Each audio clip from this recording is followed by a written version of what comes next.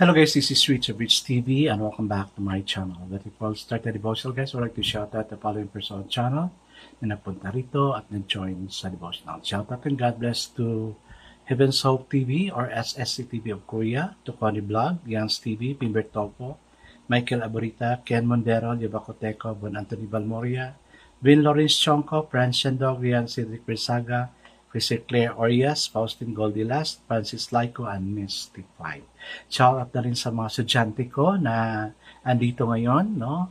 Shout out to you. So, I can probably shout you out sa after mga last week na of July. In a way, ma-shout out ko na kayo every day kasi naka-record ako ng advance. God bless us all, guys.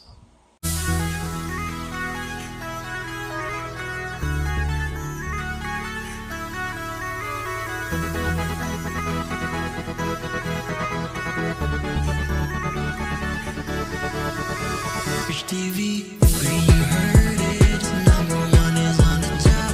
Good advice is they'll never stop. Rich TV, where you heard it, number one is on the top. Good advice is they'll never stop. Hello guys, kumusta po? No, it's another day again na patapos na. Of course, lahat tayo gustong makatulog na mahimbing, no? Kasi mahirap yung lalo't tumatanda ka na, no? Para nahihirapan na matulog. Ako, I'm taking sleeping tablet just to sleep. Kaya I wanted to have a good night rest. So I want to end my day with God. As I started my day with God also. Kailangan talaga si Lord mauna, tsaka mahuli, no? Because He is the Alpha and Omega. Hi guys, let's not proceed to our devotional. Let's read Matthew chapter 5 verses 43 to 48. This is about love for the enemy. Still guys, I'm using the devotion study Bible because the words used is so simplified na maintindihan talaga natin. Okay, the word of the Lord in Matthew chapter 5 verses 43 to 48 says, "You have heard that it was said, love your neighbor and hate your enemy. But I tell you, love your enemies and pray for those who persecute you, that you may be sons of your Father in heaven. He causes His sun to rise on the evil and the good, and sends rain to the righteous and the unrighteous. If you love those who love you, what reward can you get? Are not even tax collectors doing that? And if you greet only your brothers, what are you doing more than others? Do not even pagans do that? Be perfect, therefore, as your heavenly Father in heaven is perfect." Amen and amen. I guess let's not pray. Father God, you're teaching us how to love the enemy, O Lord. Yes, Lord. Sa tao, O Lord God, mahirap, but with your help, O Lord God, we know we can forgive them, O Lord God. Thank you for the challenge, O Lord God, of loving them instead of hating them. Teach us to forgive them, O Lord God. So we would be free from condemnation, O Lord God. Yung mga hindi nakaforgive sa amin, sila na may mga pananagutan sa iyo, O Lord God. But for us, teach us to forgive them. Amen and amen. The focus verse here for this evening, guys, is found in Matthew chapter 5, verse 48. It says, "You shall be perfect, just as your Father in heaven is perfect." Are you? Ako, I'm not perfect. Nobody's perfect except God. No? Okay, pero we can try to be perfect following the step of God. So the title of our devotion for this evening, guys, is Get Cracking. A man who celebrated his 95th birthday asserted that he had no enemies. "How do you live 95 years and no enemies?" Someone asked. "I've outlived them all," was his answer. We laugh, but then we begin to wonder. Most of us are not that fortunate. We have people who disturb and distress us all through life. Who are your enemies? Think of them. Sino ba? Mga kaaway mo. Meron ba? Okay.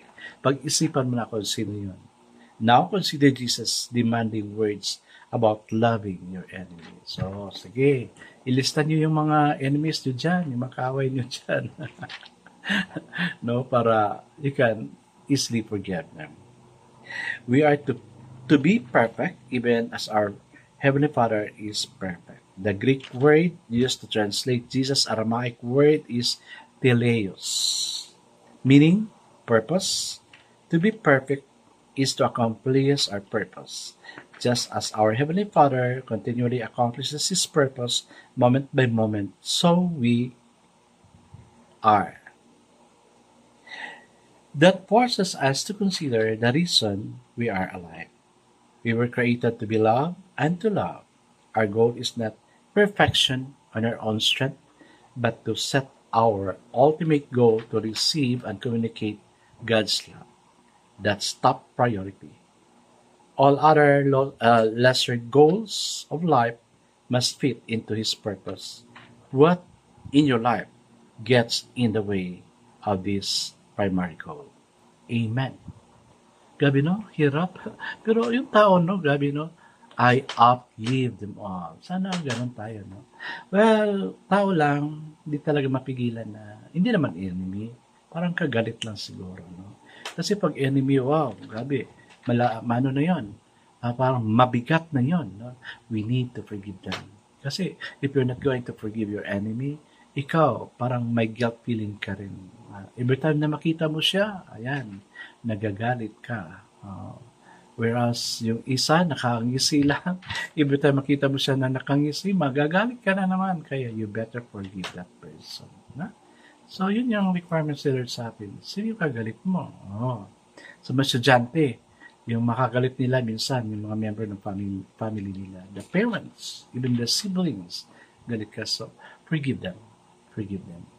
It's, sa ano kasi natin as Filipinos, it's parang naging tabu na to always ask for forgiveness to the members of the family, even to our friends. Parang naging tabu siya, no?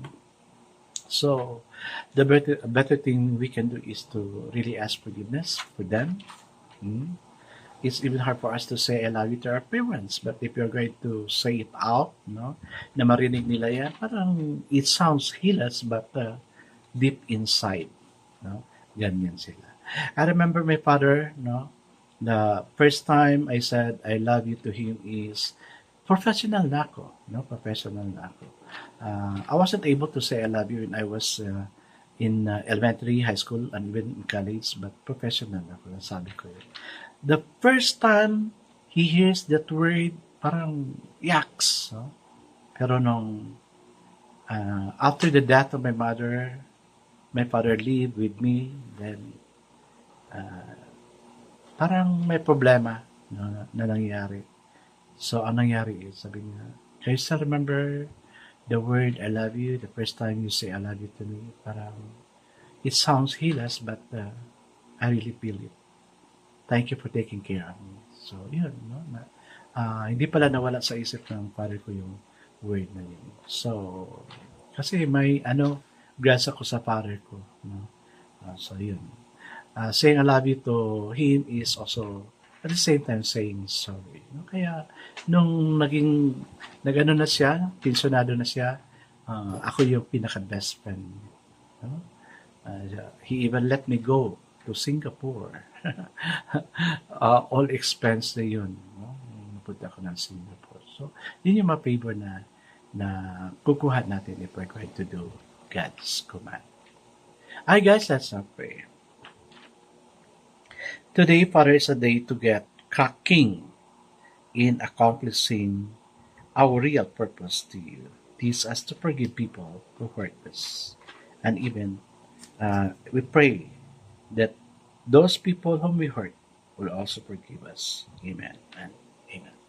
Yes, guys, gayahin niyo yung ginawa ko. Nagiging best friend ko yung father ko. And that, yung card niya, pension niya nasa sa akin. Dahil, magsiselos yung mga kapatid ko, pero wala sa magawa. It's my father's decision. God bless us all, guys, because I know God's all bless us 10 times better. This is again, Rizzo Rich TV. Kita-kita tayo better sa muli. Paalam!